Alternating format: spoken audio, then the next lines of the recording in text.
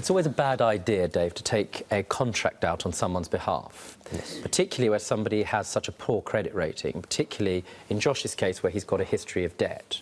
That being said, it seems to me that Josh finally, over the past couple of years, has really been more mature about his approach to his financial obligations and has consolidated all his debts.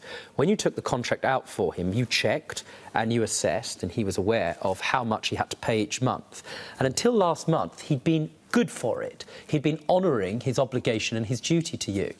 You decided last month, when he hadn't made that final payment, that the phone should be cut off. I have to tell you, you're more draconian, you're more strict than most telephone companies.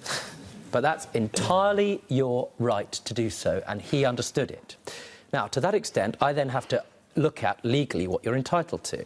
And bearing in mind his admission and the fact that there's absolute acceptance that there was a contract, you're entitled to the full contract buyout charge, which is the obligation you've been left with as a result of taking the contract out on his behalf, which is £406.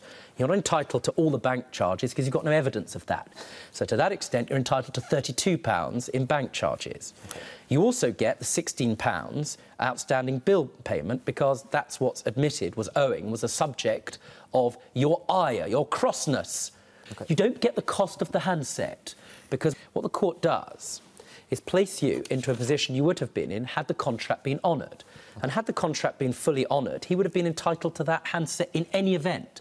Therefore, looking at the various features of your claim which you're entitled to, minus the cost of the handset, this court awards you, Dave, £454.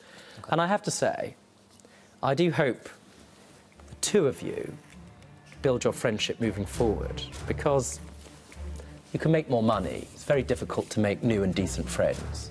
That's the award of this court. Okay.